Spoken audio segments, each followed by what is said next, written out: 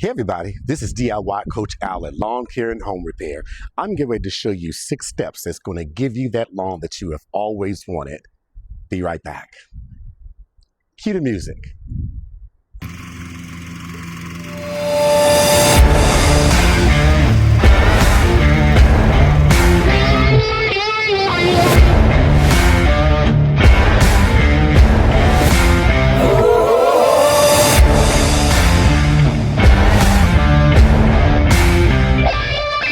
Everybody, this is DIY Coach Al at Lawn Care and Home Repair, and I'm up here in Central Maryland, Prince George's County, and we are, I guess, maybe a few weeks or so away, maybe a month away from really kicking off the new season for lawn care, starting off in the spring.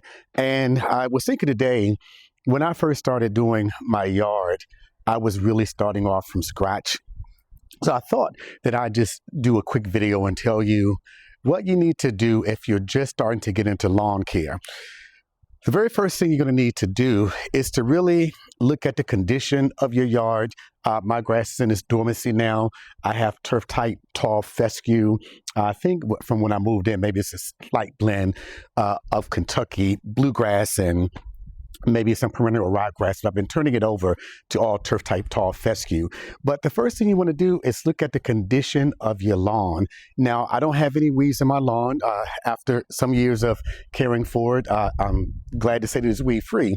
But if you really want to get a nice looking lawn, you have to first of all do an analysis. And when I say an analysis, I don't mean a soil testing, to look at the condition of your soil and to make sure you get it to the best condition to grow grass seed. I mean, do you have weeds in your yard? Are you starting off basically from scratch? If you have weeds in your yard, this is the springtime. This is not the best time to plant seed. This is the time to really kind of deal with those weeds and decide what type of grass you want to grow. If you really want to go high end, that you're going to find some higher end grass seeds online. I happen to use Jonathan Green. I may look at some Fireball this year, not sure. But first thing you want to do is to deal with your weeds. That's the number one thing that you need to do, is to deal with your weeds. Now, there are so many different weeds out here, I can't even begin to name them. I can tell you that I dealt with Dallas grass, I dealt with nuts edge, I dealt with common Bermuda, and I had some spurge, and non-weed also dealt with some moss. So the first thing you need to do is to really get that yard cleaned up by getting rid of the weeds. Now, this is the beginning of the lawn care season. So the first thing that you want to do is to get you a product that is going to be a pre-emergent. This is Barricade. The active ingredient in Barricade is prodiamine. Prodiamine is an herbicide that will not kill the weed, but it will suppress that seed from germinating, suppress that seed from coming up. Now, if you do something like Barricade, you cannot use Barricade if you expect to seed this fall, unless you maybe go at half the rate. If you do it within the next few weeks or so, go at half the rate, because those particular herbicides have a certain amount that you use per year. Now, if you plan on maybe doing some seeding in the fall, which is the best time to plant your grass seed, then you either want to go at half the rate of that prodiamine or triclopyr, which is another herbicide that's for pre-emergent. Once again, these do not tackle the weeds once they have grown. They are pre-emergent. If you are thinking about maybe this fall you want to really just kind of keep at it with the weed control, this is called Tenacity. The active ingredient in Tenacity is mesotrione. This particular herbicide, it does a really good job as a pre-emergent and as a post-emergent. Mesotrione, you really have to apply it maybe every 3 or 4 weeks or so, depending upon what your grass is like. Once again, if you're really trying to get rid of the weeds, but you think you may want to do some planting this fall, then the mesotrione would be better for you, because mesotrione, not only is it a pre and a post emergent, it is also a herbicide that you can use when you're planting new grass seed.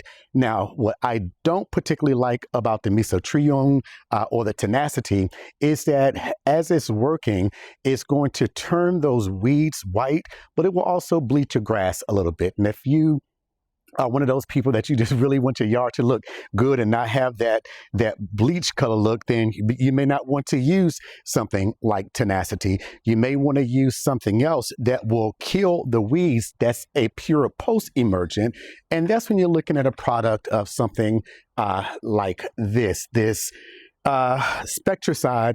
I've used this for a few years. This is not commercial grade. This is what you're going to find in the big box store. I use this, and with any type of herbicide, you want to make sure you're applying it in between certain temperature range. When it's at least 50 degrees, the soil temperature, not the air temperature. When it's about 50 degrees and definitely not above 85 degrees. Once you get above 85 degrees, your grass is going to already be stressed because of the heat. So you don't want to really be doing things to your grass. That's why in the summertime, it's not the time to constantly cut, the time to put different herbicides in your yard unless you're going to be doing watering. That's the next thing I want to talk about. You have to make sure when you use your pre-emergence, your post-emergence, if you decide that, hey, I want to be bold and try to plant some grass in the spring, definitely, the number one thing that your grass needs to basically grow is water. Do you know what grows when there is no water? Weeds. The common Bermuda that I had growing, I want to say the nutsedge also, they thrive when you have a lot of heat. So if you want to really get your yard looking, when I say like this, I mean weed free. It's still in dormancy, as I said before, but you have to make sure you are watering your grass. Now, I usually try to put down about a 1/4 inch once or twice a week, but I have an in-ground sprinkler system.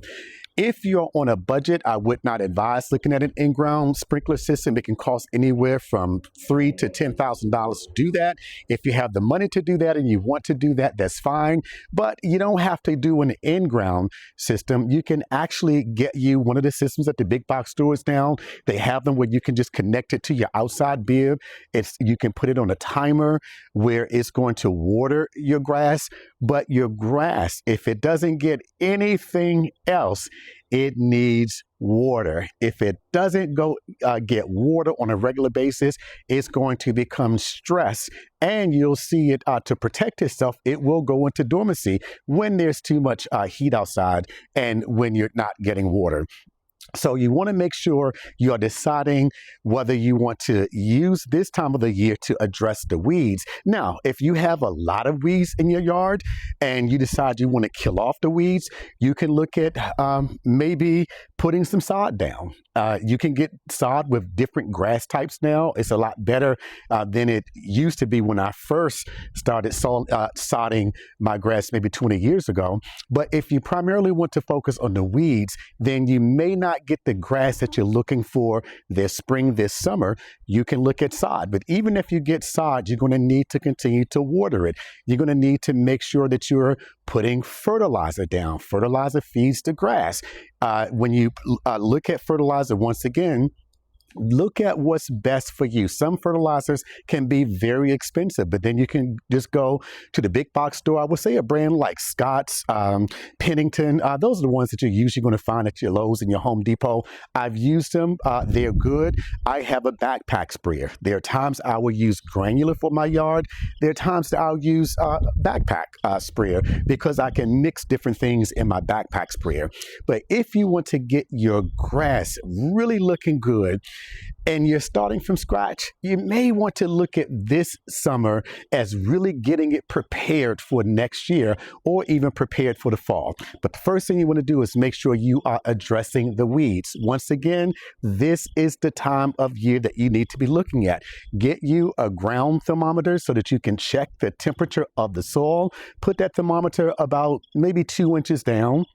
inch, 2 inches down to see what that temperature is like.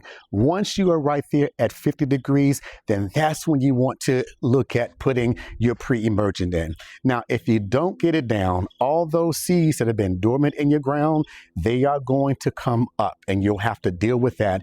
And that's where you'll be looking at the post-emergent. For the post-emergent, once again, I like the tenacity. I don't like the tenacity because it bleaches the grass, but I've used the Spectricide. It's worked wonders for me. Now, whatever you do, whether you use a pre-emergent or a post-emergent, you're going to have to deal with some things that will require you to address it on an intermittent basis. Last year, even this year, once the snow went away, melted, I realized that I had some dollar spot out here. So late in the summer and into the fall, I did not dial in my fungicide program, and I'm doing that now. So I've been putting my fungicides down for the dollar spot. I've been using propiconazole, and I use some other azoxystrobin, which is not really indicated for dollar spot, but I use a combination of fungicides. But as you get your grass growing, you'll have to deal with things like this. It would be nice to have perfect grass all the time. Doesn't work that way. My yard backs up to the woods, and there's some of everything out there. And when I went beyond the fence, that's where I found a lot of the common Bermuda, and I saw that it crept in under the fence, and it came on in.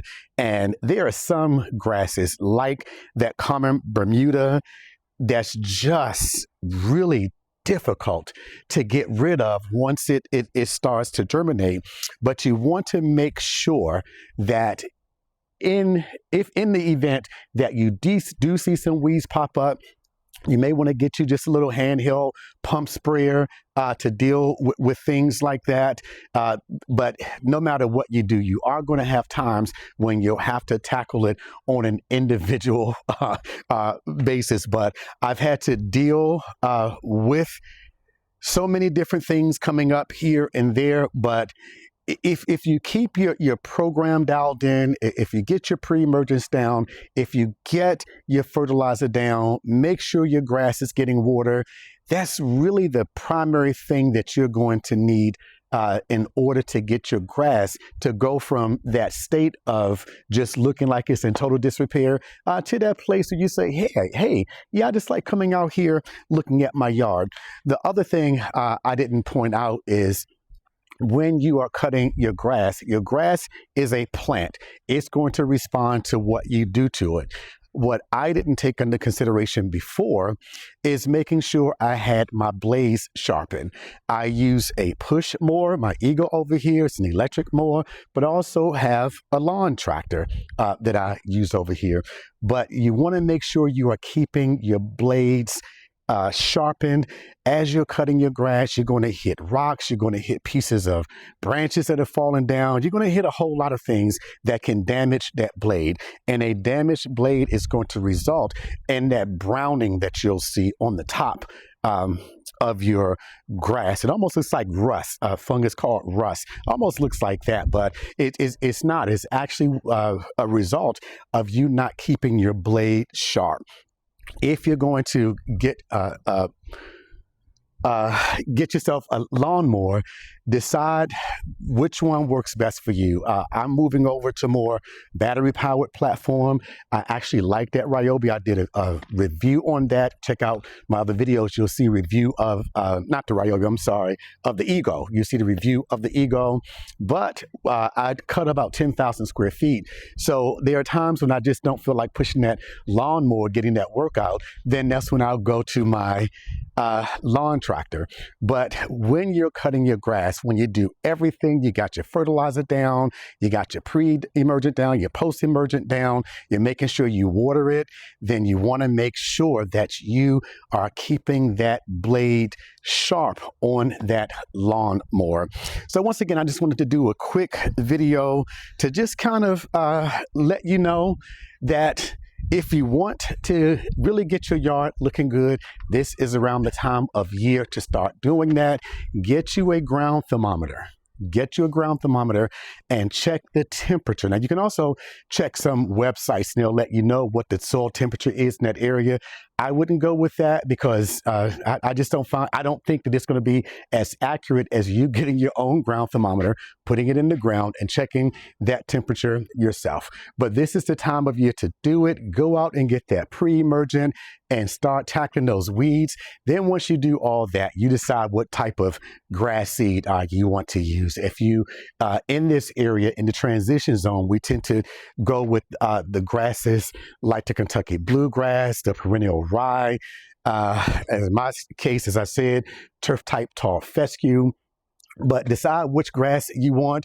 If you like a darker grass, then you may want to get a grass seed that's a little higher quality. Or hey, if you just want your grass to look green and once it's green, you got it weed free, you can do things like hit it with urea, which will actually green your grass up, some nitrogen to push that growth, along with some urea to green that grass up. But this is the time of year that you really need to start thinking about whether you're going to commit to making your yard look like the envy of the block. Hey, you guys, do me a favor. I'd love to hear your feedback. If I said anything that you disagree with or something that I missed, definitely give me some feedback. But if you can hit that like button and hit that notification bell and subscribe to the channel. That way, when I put my next video out, you'll know when it comes up. But I'll be checking the temperature of my yard probably within the next few weeks. I know it's too cold now. We've still been getting snow. But as soon as it hits 50, I am going to be putting that pre-emergent down and I'm going to